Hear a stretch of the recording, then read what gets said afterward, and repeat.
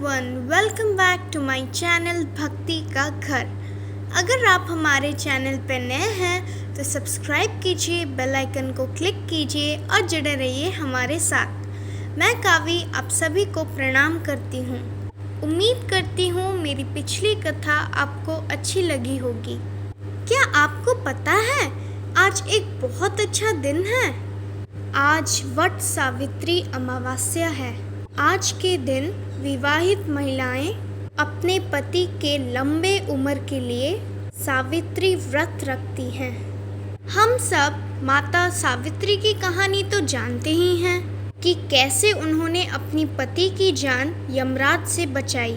पर क्या आपको पता है हमारे पौराणिक कथा में और बहुत सारे स्त्री हैं जिन्होंने बहुत बड़े बड़े त्याग किए हैं और बहुत बड़ी अग्नि परीक्षाएं दिए हैं, जैसे माता सीता, मंदोदरी, हिडिंबा, द्रौपदी, अहिल्या आदि।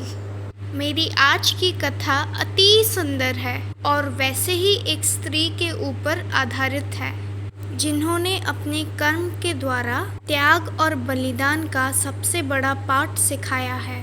तो चलिए शुरू करते हैं। हम सब रामायण के बारे में तो जानते ही हैं। हम सब प्रभु राम, माता सीता, लक्ष्मण जी, भरत जी और शत्रुघ्न जी, इन सब की महानता और त्याग के बारे में तो जानते ही हैं। पर रामायण में एक स्त्री ऐसी भी है जिनकी त्याग सबसे बड़ी थी। और पता है वो स्त्री कौन थी? लक्ष्मण जी की पत्नी उर्मिला। जब प्रभु राम, माता सीता और लक्ष्मण जी वनवास के लिए निकले तब उर्मिला जी भी उनके साथ जाने के लिए निकल पड़ी। पर लक्ष्मण जी ने उन्हें रोक लिया, ये कह के कि अगर वो साथ गई वो अपने भाई भाभी का अच्छे से सेवा नहीं कर पाएंगे और उनके ऊपर प्रजा और राजमहल का दायित्व भी देके गए। और देखिए उर्मिला जी का त्याग, पति का आदेश और राज्य की भलाई दोनों सोचकर वो वहीं रुक गई। जब लक्ष्मण जी जाते वक्त उनसे मिलने आए तो उन्होंने उर्मिला जी को बहुत गहनों और जेवर में सजे हुए देखे।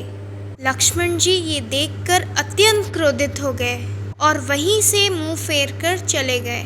पर उन्हें ये नहीं पता था कि उर्मिला जी ने उनके मन में घृणा सृष्टि करने के लिए ये सब किए थे, ताकि उन्हें उर्मिला जी की याद ना आए और वो अपने भाभी और भाई की सेवा अच्छे से कर सके।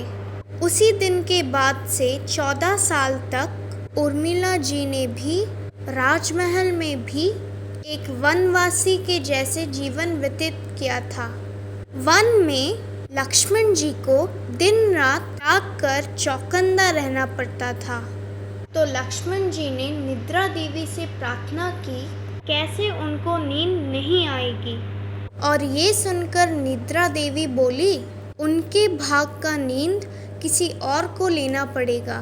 तो तुरंत लक्ष्मण जी उन्हें उर्मिला जी का नाम बोल दिए। निद्रा देवी से ये सुनकर उर्मिला जी ने तुरंत हाँ बोल दिया और 14 साल तक वो दोनों का भाग का नींद लेकर सोती रही। 14 साल बाद जब प्रभु राम, माता सीता और लक्ष्मण जी वापस आए तो माता सीता अपनी बहन उर्मिला जी से पूरी सच्चाई जानने के बाद उन्होंने लक्ष्मण जी और उर्मिला जी के बीच में जो दूरियां थीं उसे मिटा दिया। तो देखा आपने उर्मिला जी एक स्त्री होके कितनी कठिन परीक्षा दी, कठिन परिस्थितियों का डटकर सामना करते हुए उन पर विजय प्राप्त की और इतिहास में अपना नाम अमर कर दिया। तो हमारी आज की कथा यहीं पे समाप्त होती है। आपको कथा कैसी लगी कमेंट सेक्शन में ज़रूर बताइएगा। आपके कमेंट्स मेरे लिए बहुत महत्वपूर्ण हैं। ये मुझे और भी अच्छा करने के लिए प्रेरणा देते हैं। धन्यवाद।